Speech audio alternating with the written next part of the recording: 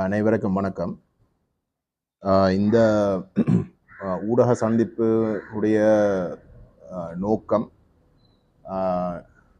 கடந்த ஒரு சில மாதங்களாக தமிழ் தேசிய மக்கள் முன்னணி தன்னுடைய உத்தியோகபூர்வமான நிலைப்பாட்டை தெளிவாக எங்களுடைய மக்களுக்கும் சர்வதேச மட்டத்துக்கும் அறிவிச்சிருந்தும் கூட அதில் ஒரு சர்ச்சையை ஏற்படுத்துகின்ற வகையிலே ஒரு சில கருத்துருவாக்கங்கள் திட்டமிட்டு செய்யப்பட்டன. அதாவது இன்றைக்கு தமிழ் தேசிய மக்கள் முன்னணியுடைய நிலைப்பாடு கஜேந்திரகுமார் பொன்னம்பலத்துடைய நிலைப்பாடு அல்ல. அவர் இருந்திருந்தால் அவருடைய நிலைப்பாடு வேறு விதமாக இருந்திருக்கும் என்ற ஒரு கருத்துவாக்கம் திட்டமிட்டு செய்யப்பட்டிருக்கிற ஒரு பின்னிலையிலே தமிழ் தேசிய மக்கள் முன்னணியுடைய நிலைப்பாட்டை தெளிவுபடுத்தி அதை மீளவும் வலியுறுத்துகின்ற நோக்கத்தோடு குறிப்பாக நான் இதில் சம்பந்தப்பட்டு எங்களுடைய பொதுச் செயலாளரும் உங்களுடைய உத்தியோகபூர்வ பேச்சாளரும் இருக்கத்தக்கதாக நாங்கள் இந்த நிலைப்பாட்டை வலியுறுத்துறதும் தெளிவுபடுத்துறதும் விரும்பியிருக்கிறோம். அந்த வகையில் உங்களுக்கு நன்றாக தெரியும், எங்களுடைய அமைப்பு 2009ஆம் ஆண்டில் இருந்து விசேஷமாக போர் முடிவுக்கு வந்த காலத்தில் இருந்து நாங்கள் கொள்கை ரீதியாக எங்களுடைய மக்களுக்கு தெளிவுபடுத்தி கொண்டு வருகின்ற விடயம், சிங்கள தேசம் தமிழ் தேசிய அரசியலுக்கு ஒரு முற்றுப்புள்ளி வைத்ததாக அந்த போருடைய முடிவு காரணத்தினாலே நம்பியிருக்கின்றது. அவர்களுக்கு இனி தமிழ் மக்கள் தமிழ் தேசியவாதத்தை கைவிடுவார்கள், படிப்படியாக கைவிடுறதுக்குரிய ஒரு நிலைமையை உருவாக்கலாம் என்ற ஒரு நம்பிக்கை, அசைக்க முடியாத ஒரு நம்பிக்கை இருக்கின்ற ஒரு நிலையிலேயும் அந்த கனவு இலங்கை தீவு என்றது வெறும் சிங்கள பௌத்தர்களுக்கு மட்டும் சொந்தம், தமிழ் தேசம் என்றதுக்கு இடமே இல்லை என்ற ஒரு நிலைமையை தமிழ் மக்களும் ஏற்றுக்கொள்ளக்கூடிய ஒரு சூழலை போருக்கு பிறகு, இந்த இன அழிப்புக்கு பிறகு நிறைவேற்றலாம் என்ற ஒரு நம்பிக்கையிலே செயல்பட போயினம் என்ற ஒரு கருத்தை நாங்கள் ஆரம்பத்திலிருந்து சொல்லிக் கொண்டு வருகிறோம். தமிழ் தேசிய மக்கள் முன்னணி இயக்கம் ஸ்தாபிக்கப்பட்ட நாளில் இருந்து நாங்கள் அந்த கருத்தை தெளிவுபடுத்தி கொண்டு வருகிறோம். அப்போ ஒரு ஒரு ஒரு ஒரு தத்துவம், சிங்கள தேசியவாதம் தமிழ் தேசியத்தை முற்றுமுழுதாக அழிக்கலாம் என்று நம்பி இருக்கின்ற ஒரு சூழலிலே அந்த தத்துவத்துக்கு ஒரு நெருக்கடி கொடுக்கக்கூடிய ஒரு சூழல் தமிழ் தேசியம் வலியுறுத்துகின்றது. சிங்கள தேசியத்தை நிராகரித்து, சிங்கள தேசியவாதத்தை, அதாவது தமிழ் தேசத்தை அழிக்கின்ற இல்லாட்டி நிராகரிக்கின்ற தேசியவாதத்தை நிராகரித்து அதை வலியுறுத்துகின்ற, தமிழ் தேசியவாதத்தை வலியுறுத்துகின்ற ஒரு நிலைப்பாட்டை உறுதியாக கடைபிடிக்கிறதின் ஊடாக மட்டும்தான் அந்த அழுத்தம் உருவாகும் என்ற கருத்தை நாங்கள் ஆரம்பத்தில இருந்து சொல்லிக் கொண்டு வருகிறோம். அப்ப இந்த போர் முடிஞ்ச சூழலிலே தமிழ் மக்களுக்கு ஒரு பாதிப்பு ஏற்படுத்தாமல், பாதிப்புண்டா உதாரணத்துக்கு ஒரு தேர்தல் நடைபெறுகின்ற பொழுது அந்த தேர்தலில் தமிழ் மக்களுக்கு பிரதிநிதித்துவம் வரக்கூடிய இடத்திலே அந்த பிரதிநிதித்துவத்தை இழக்காமல், ஆனா அதே நேரம் நாங்கள் எங்களுடைய தேசிய நிலைப்பாட்டை வலியுறுத்தியும் சிங்கள தேசியவாதத்துடைய இந்த இனவாத போக்கை நிராகரித்தும் வெளிக்காட்டக்கூடிய ஒரே ஒரு தேர்தல் இந்த ஜனாதிபதி தேர்தல். ஏன்னா பாராளுமன்ற தேர்தலில் தமிழ் மக்கள் அந்த சிங்கள தேசியவாதம் ஊடாக உருவாக்கப்பட்ட ஒரு தேர்தல் முறையை என்று இருந்தாலும் கூட அதை நிராகரித்தால் பிரதிநிதித்துவத்தை நாங்கள் முற்றுமுழுதாக நிராகரிக்க விளக்க வேண்டி வரும். அதே போன்று உள்ளூராட்சி தேர்தலையும் அந்த பிரச்சனை ஒன்று இருக்கின்றது. பிரதிநிதித்துவம் முற்றுமுழுதாக நாங்கள் இழக்க வேண்டி வரும். அப்படிப்பட்ட ஒரு நிலையிலே ஜனாதிபதி தேர்தல்ல மட்டும்தான் தமிழ் மக்களுக்கு எந்த விதமான இழப்பும் வராது. இந்த தேர்தல்ல எங்களுக்கு எந்த விதமான நன்மையும் வரப்போறது இல்லை என்றால் சிங்கள தேசியத்துல ஆட்சிக்கு வரக்கூடிய அனைத்து தரப்புகளும் தமிழ் தேசியத்தை நிராகரித்துக் கொண்டிருக்கிறார்கள். ஒற்றையாட்சியை வலியுறுத்துகிறார்கள். 13ஆம் திருத்தத்தை பேருக்கு இருக்கக்கூடிய விஷயங்களை கூட கழிச்சு கொண்டு வருவதற்கு தான் யோசிச்சு கொண்டிருக்கிறார்கள். அப்ப அப்படிப்பட்ட ஒரு சூழல்ல இந்த யார் போட்டியிட்டு யார் வந்தாலும் தமிழ் தேசியவாதத்துக்கு வரக்கூடிய நெருக்கடி நிரந்தரம். அதுல இருந்து எந்த விதமான மாற்றம் இருக்க போறது இல்லை. அப்படிப்பட்ட ஒரு சூழலிலே சிங்கள தேசியவாதம் ஒரு உச்சத்திலே இருக்கிற ஒரு தேர்தல் முறையிலே தமிழ் தேசியவாதம் அதுக்கு ஒரு நெருக்கடி கொடுக்கக்கூடிய ஒரு சந்தர்ப்பம் உருவாகுது. ஏனால் இந்த தேர்தலில் நாங்கள் போட்டியிட்டாலும் நாங்கள் வெல்ல முடியாது. விளங்குது. தமிழ் மக்கள் அனைத்தும் சேர்ந்து வாக்களித்தாலும் வெல்ல முடியாது. ஒரு தமிழ் வேட்பாளரை நிறுத்தலின் ஊடாக நாங்கள் சிங்கள தேசத்துடைய அரசியலமைப்பு சிங்கள தேசத்துடைய அந்த வட்டத்துக்குள்ளே நாங்களும் இருக்கிறோம் என்ற கோணத்துலதான் அது பார்க்கப்படும். ஆகவே சிங்கள தேசம் என்ற வட்டத்துக்குள்ள இருந்து விலகி தமிழ் மக்கள் தங்களுடைய தனித்துவத்தை விடாப்பிடியாக வலியுறுத்தினம் என்று காட்டக்கூடிய ஒரே ஒரு தேர்தலும் ஒரே ஒரு முறையும் இந்த ஜனாதிபதி தேர்தலும் ஒரு பகிஷ்கரிப்பு. விளங்குதானே? உதாரணத்துக்கு இன்றைக்கு ஒரு பொது வேட்பாளர் என்று சொல்லி தமிழ் தேசியத்தை வலியுறுத்தி ஒரு வேட்பாளர் நிறுத்தப்பட்டிருக்கிறார் என்றால் அந்த வேட்பாளருக்கு பின்னால் இருக்கக்கூடிய சக்திகளை நீங்கள் எடுத்து பார்த்தால் நேற்று வரைக்கும் ஒற்றையாட்சிக்குள் இருக்கக்கூடிய 13ஆம் திருத்தத்தை வலியுறுத்துகிற தரப்பு நேற்று வரைக்கும் அந்த தரப்புக்குள்ளே ஒரு 2 கிழமைக்கு முன்னம் இந்த தேர்தல் அறிவிக்கிறதுக்கு 2 கிழமைக்கு முன்னம் ரணில் விக்ரமசிங்க ஆட்சி தான் மிக சிறந்த ஆட்சி என்று சொல்லக்கூடிய தரப்புகள் அதுக்குள்ளே நிற்கணும். நேற்று முந்த நாளும் ரணில் விக்ரமசிங்கோட சந்திச்சு ரகசிய பேச்சுவார்த்தை நடத்துகிற தரப்புகள் அங்க நிற்கணும்.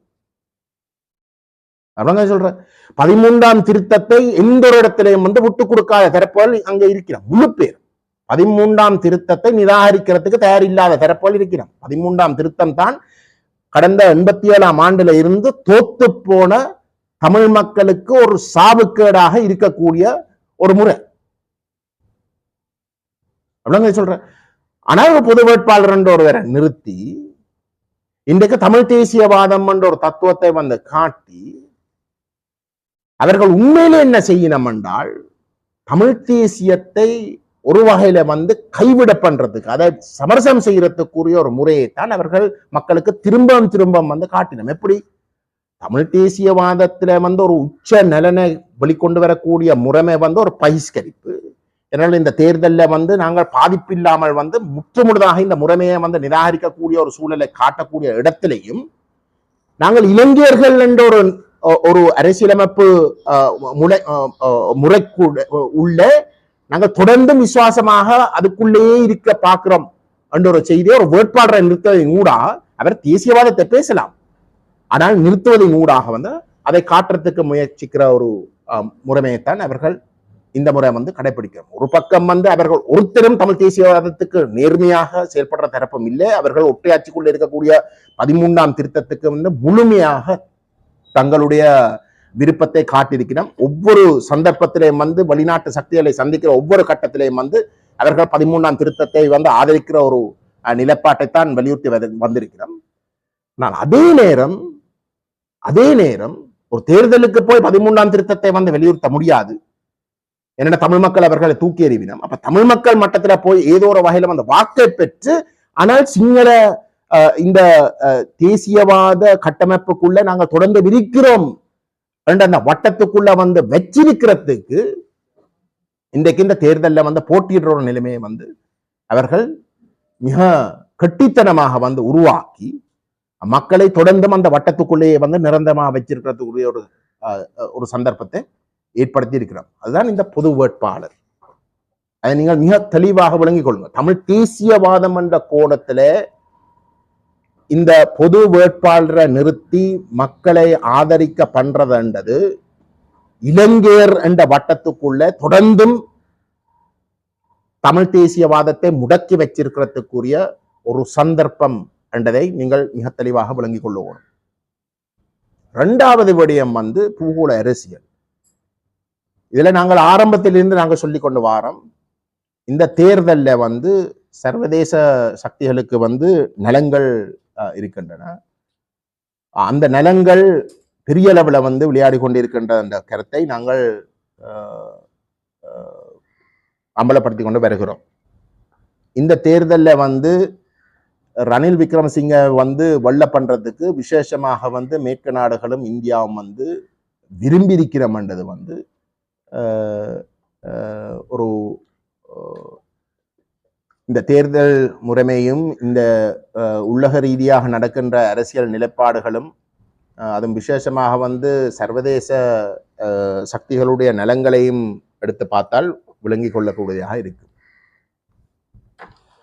ரணில் விக்ரமசிங்கவை வெள்ள பண்றதுதான் மேற்கு நாடுகளுக்கும் இந்தியாவுக்கும் மிக முக்கியமாக பழுதாக இருந்தால் அந்த வெற்றியை வெற்றி வாய்ப்பை கூட்டக்கூடிய ஒரு நிலைமையை அவர்கள் தேடுவார்கள். ஆனால் இன்றைக்கு கடந்த 15 வருஷமாக ரணில் விக்ரமசிங்க தமிழ் மக்கள் மட்டத்தில் ஒரு நட்பு சக்தியாக காட்டின காலம் இன்றைக்கு முற்றுமுழுதாக அம்பலப்பட்டு தமிழ் தேசிய மக்கள் முன்னணி ரணில் விக்ரமசிங்க தொடர்பாக ஆரம்பத்தில இருந்து அவரை நிராகரித்து வந்ததுக்கான நாங்கள் சுட்டிக்காட்டின காரணங்கள் அனைத்தும் இன்றைக்கு நிரூபிக்கப்பட்டிருக்கின்றது. அப்ப தமிழ் மக்களுக்கு ரணில் விக்ரமசிங்கவுக்கும் ராஜபக்ச தரப்புக்கும் இடையில உண்மையிலே எந்த விதமான வித்தியாசமும் இல்லை என்ற உண்மை இந்த 2.5 வருஷமாக இந்த ரணில் விக்ரமசிங்க போய் ராஜபக்ச தரப்பை காப்பாத்தின நிலையில இருந்து நிரூபிக்கப்பட்டிருக்கின்றது. ஆக தமிழ் மக்களுடைய வாக்குகள் ரணில் விக்ரமசிங்கக்கு விழும் என்று எதிர்பார்க்க முடியாத ஒரு கசப்பான உண்மை இந்த வெள்ளரசுகளுக்கு, ரணில் விக்ரமசிங்க விரும்புகிற மேற்கு இந்திய வெள்ளரசுகளுக்கு உருவாகி இருக்கு. ஆகவே தமிழ் மக்களுடைய வாக்குகள் ரணில் விக்ரமசிங்கக்கு விழப்போறது இல்லையா இருந்தால் அதை வேறொரு தரப்புக்கு ரணில் விக்ரமசிங்கவுடைய வெற்றிக்கு இல்லாட்டி வெல்லக்கூடிய வாய்ப்பை இல்லாமல் செய்யக்கூடிய வேறொரு தற்பண்ட கைக்கு போகக்கூடாதுல அவர்கள் அக்கறை செலுத்தினார்.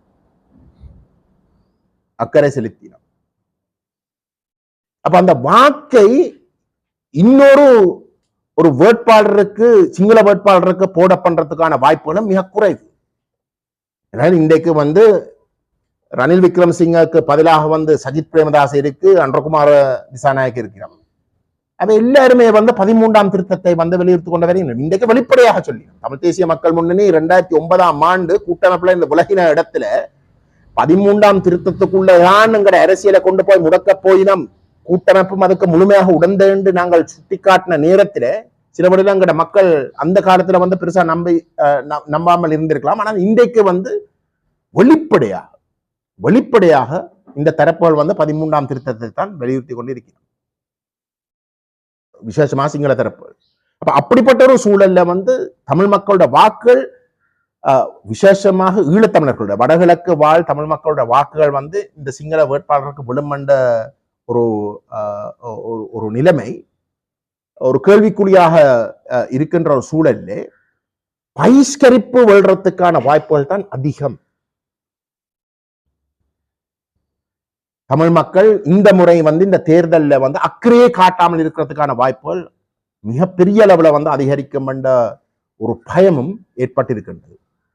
அப்ப ஒரு பக்கம் ரணில் விக்ரமசிங்கக்கு அந்த வாக்கு விழாவிட்டாலும் அது வேற எதற்கும் போகாதென்ற ஒரு நம்பிக்கை இருந்தாலும் கூட அது ஒரு பகிஷ்கரிப்பாக அது மாறக்கூடாது என்றால் அது தமிழ் தேசிய மக்கள் முன்னணிக்கு ஒரு அங்கீகாரமாக அமையும் என்ற ஒரு பயமும் ஏற்பட்டிருக்கின்றது.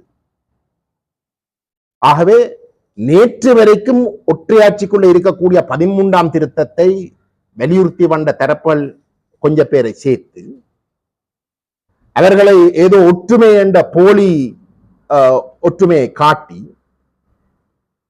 இந்த 13ஆம் திருத்தத்தையும் நிராகரித்து ஒற்றையாட்சியை நிராகரித்து ஏதோ சமஷ்டியை வலியுறுத்துவதாக சொல்லி எல்லாரும் அதுக்கு பின்னால ஒற்றுமைப்பட்டிருக்கிறோம் என்ற ஒரு போலியான ஒரு நிலைமையை காட்டி இந்த பகிஷ்கரிப்புல இருந்த மக்களை தவிர்த்து ரணிலுக்கு மாற்றாக போகக்கூடிய வாக்குகளையும் பகிஷ்கரிப்பு வாக்குகளையும் சேர்த்து தங்களுக்கு விசுவாசமான ஒரு தரப்புக்கு வந்து எப்படி என்றாலும் எடுக்கணும் என்ற ஒரு நோக்கத்துக்கு தான் இன்றைக்கு வந்து இந்த பொது வேட்பாளர் என்ற தரப்பை உருவாக்கப்பட்டு போய்கொண்டிருக்கு.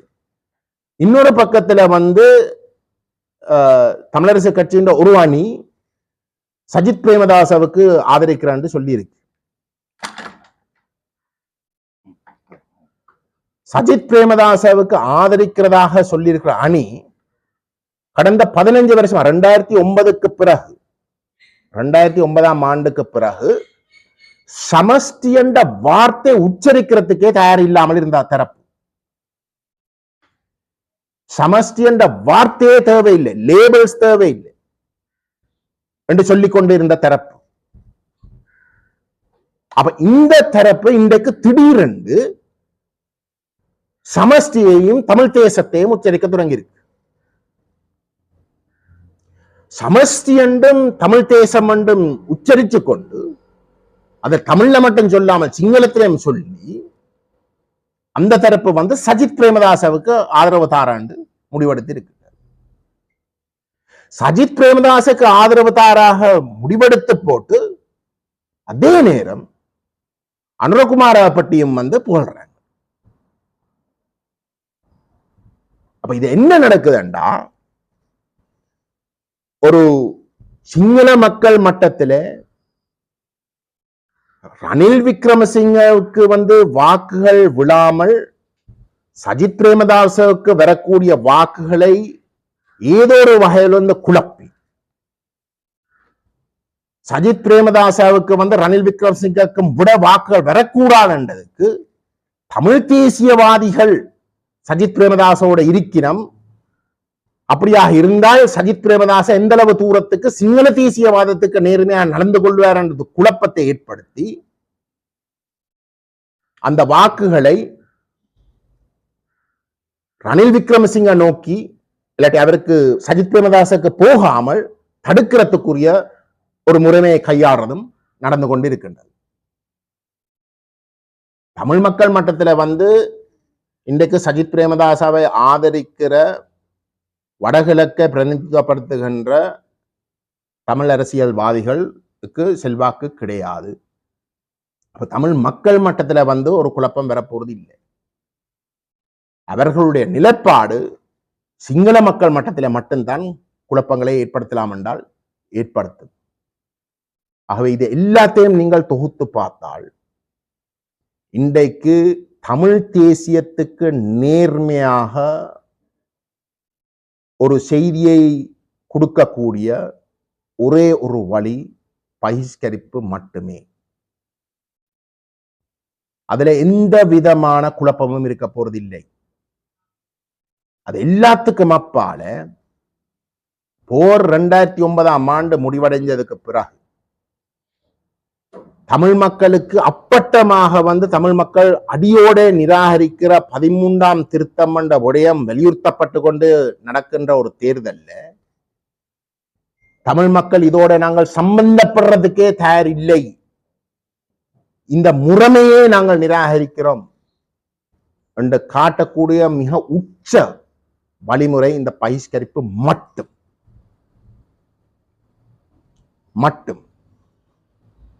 ஆகவே நாங்கள் எங்களுடைய மக்களுக்கு மிகவும் பொறுப்போடு கேட்டுக்கொள்கின்றோம். தயவு செய்து இந்த போலி ஒற்றுமை என்ற கோஷங்களுக்கு விலை போகாதீங்கோ.